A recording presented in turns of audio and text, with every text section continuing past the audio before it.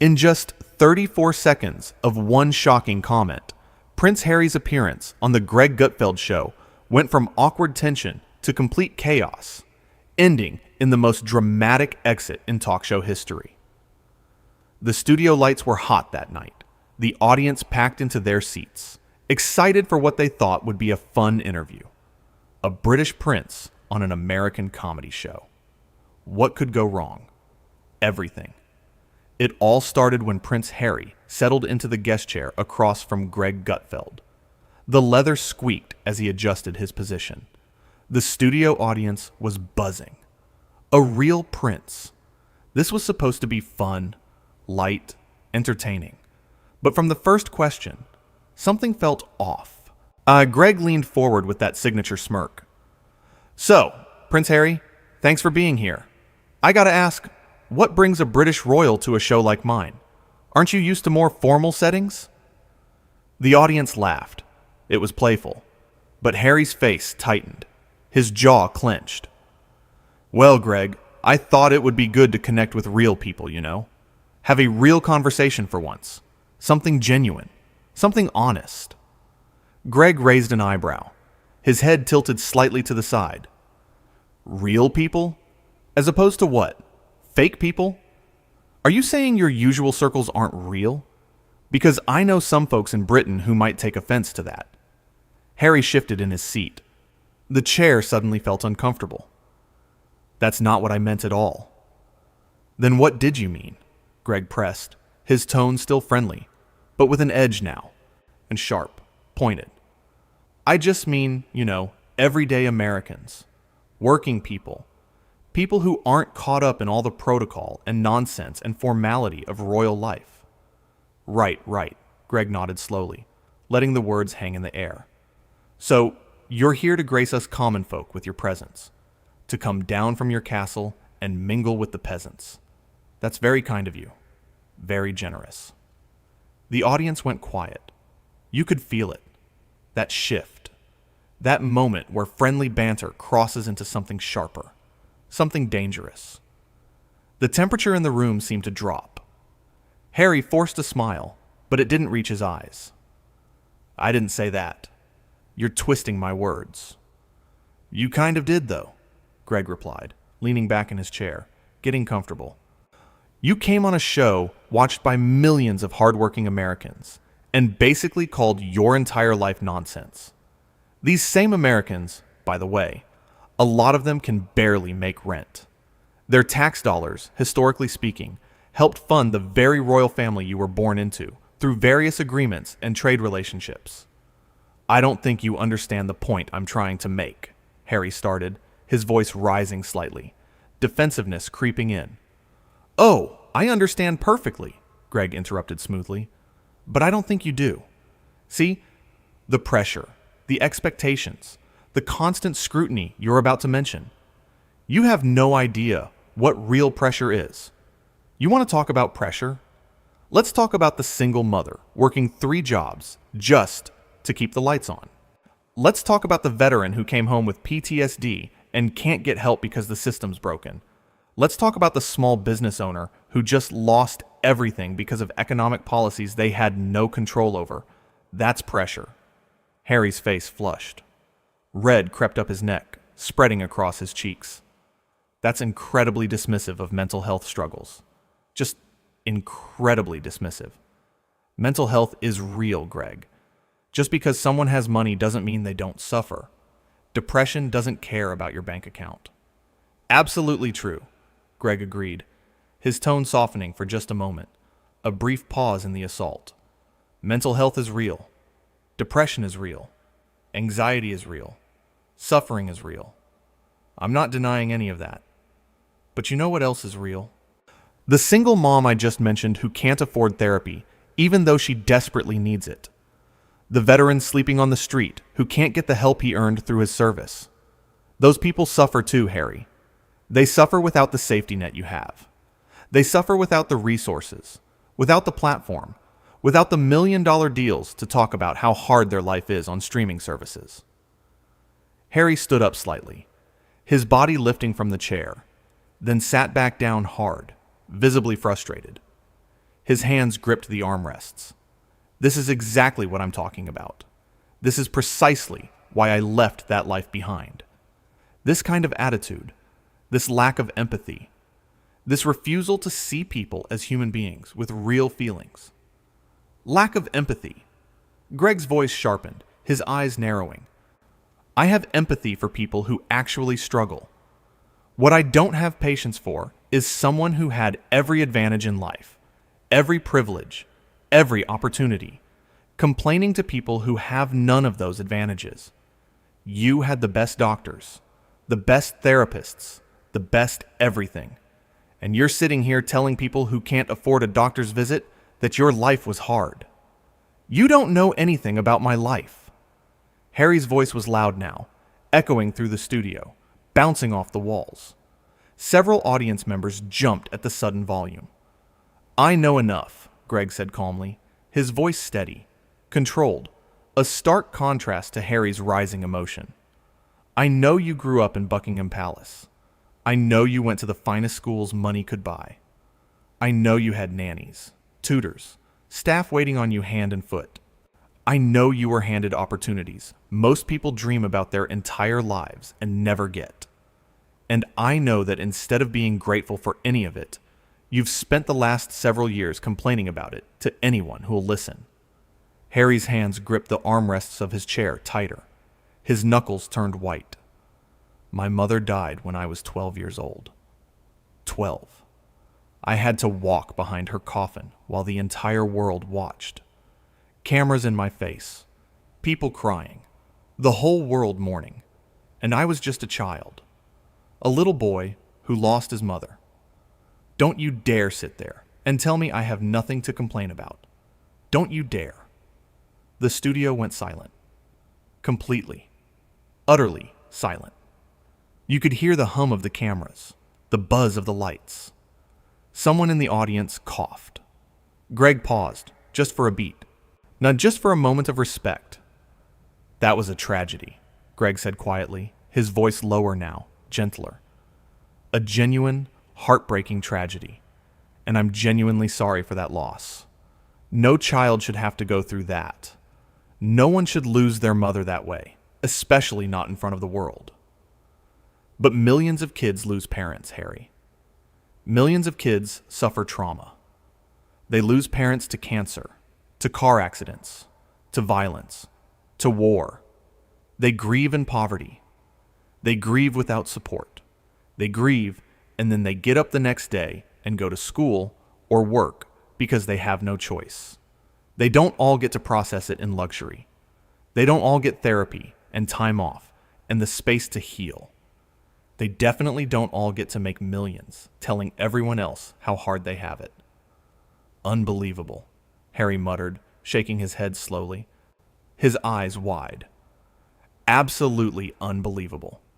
This is disgusting. What's unbelievable, Greg continued, leaning forward now, his elbows on his desk, is that you think you're relatable.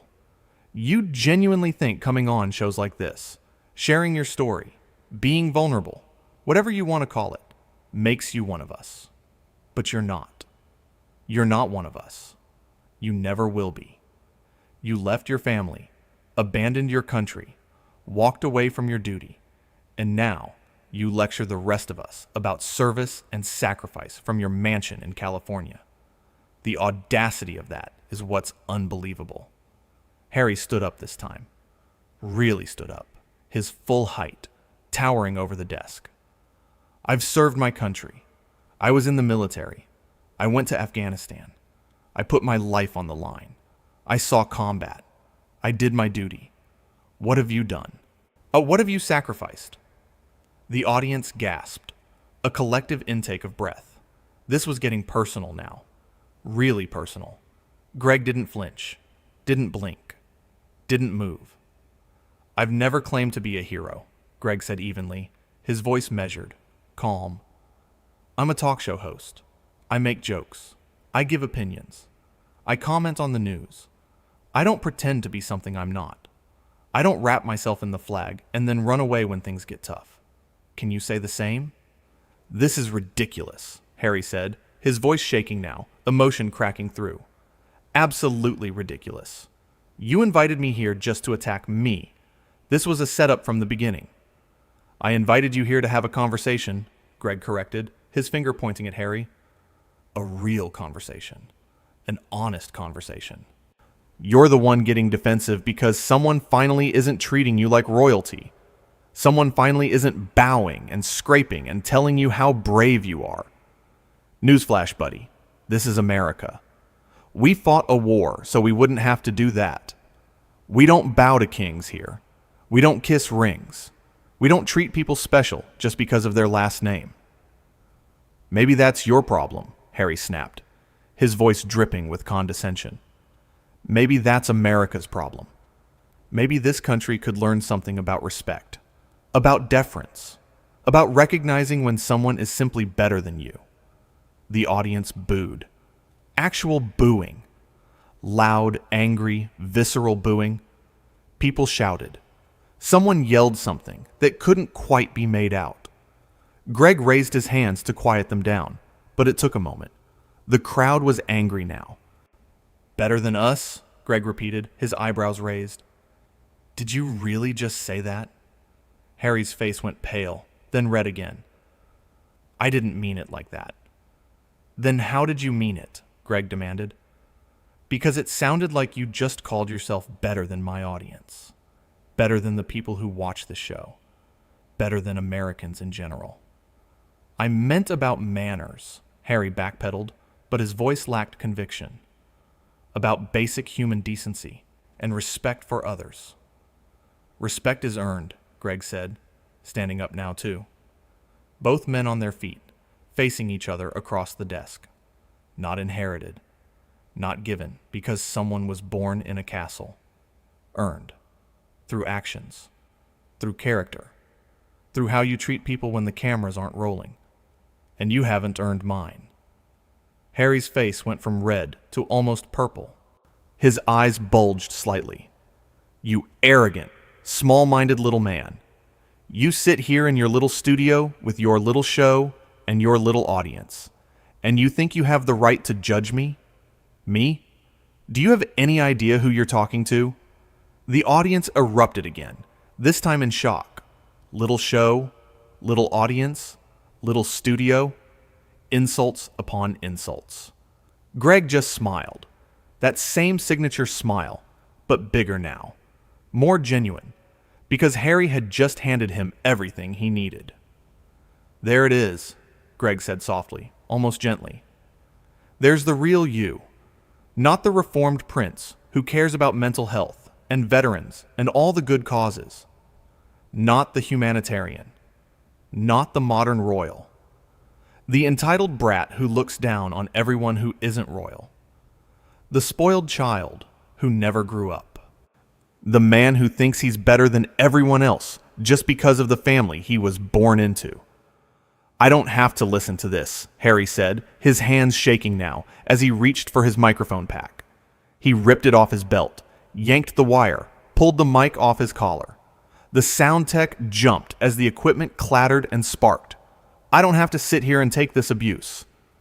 You're right, you don't, Greg agreed, calm as ever. The door's right there. No one's stopping you. In fact, I'll have someone show you out if you can't find it. You're going to regret this, Harry said, pointing at Greg with a shaking finger. You're going to regret every word you've said tonight. Do you have any idea who I am? Do you have any idea what I can do to you? To this show? To your career?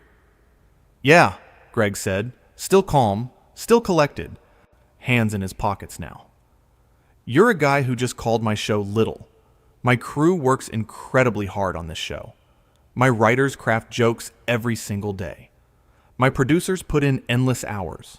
My cameramen, my sound people, my staff, they all work their tails off to make this show happen. My audience tunes in every single night.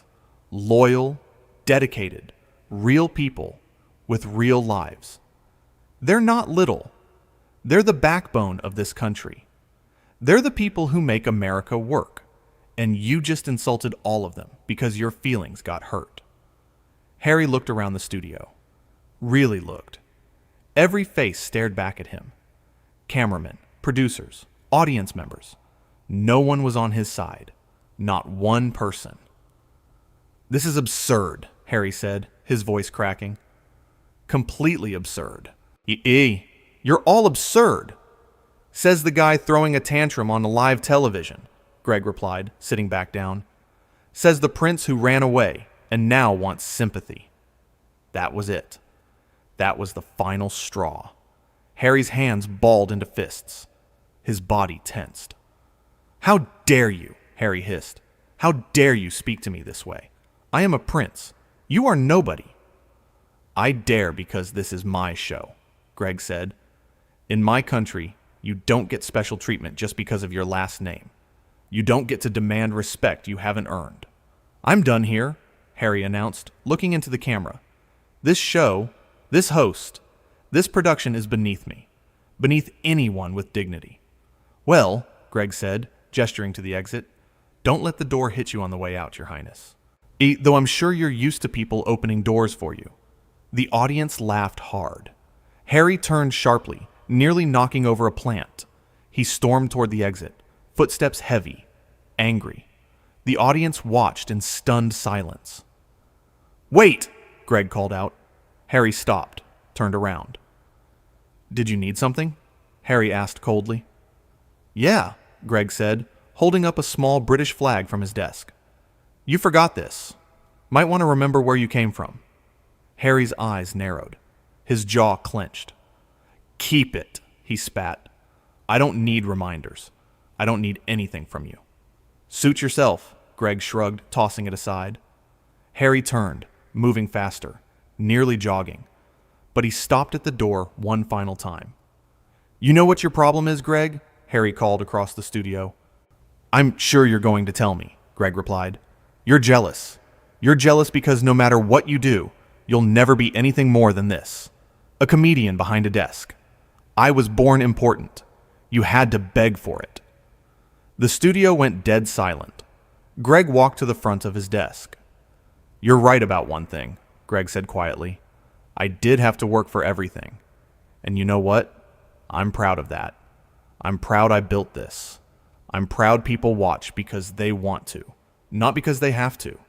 I'm proud I earned my spot. Can you say that about anything in your life?" Harry's mouth opened, then closed. No words came. "That's what I thought," Greg said. "Now get off my stage." Harry's face twisted. Pure rage and humiliation.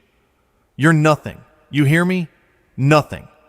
"Security," Greg called calmly. Two men in black suits appeared.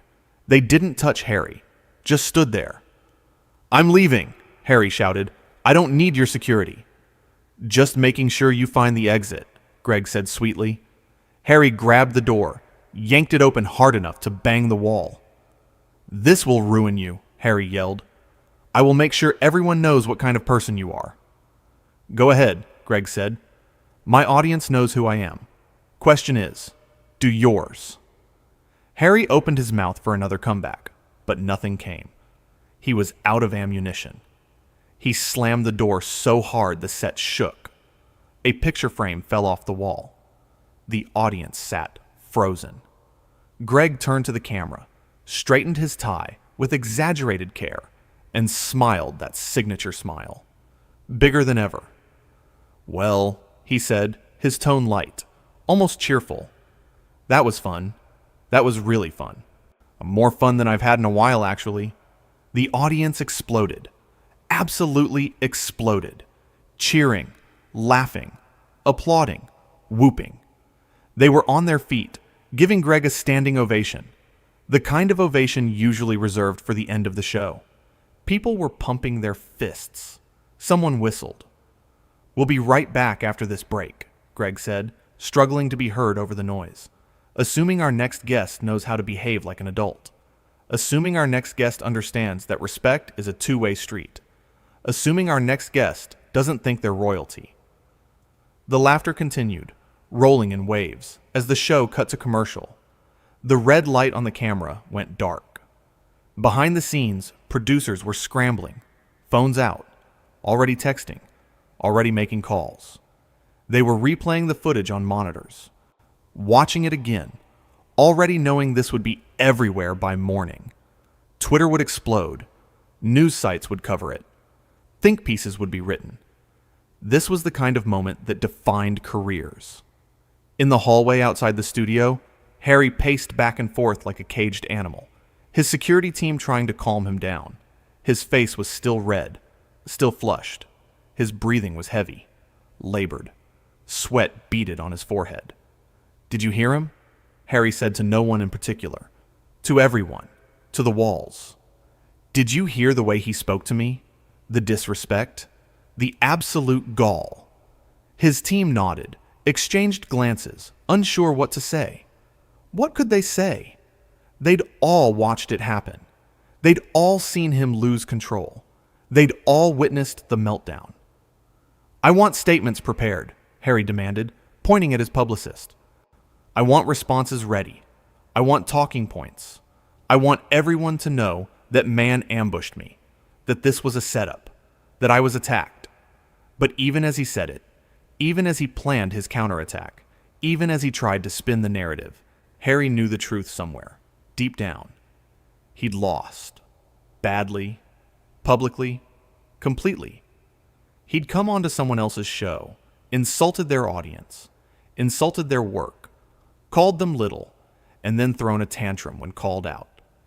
No amount of PR could fix that. No statement could erase what millions of people had just watched. Back in the studio, Greg was talking to his producers during the commercial break. They huddled around him, everyone talking at once.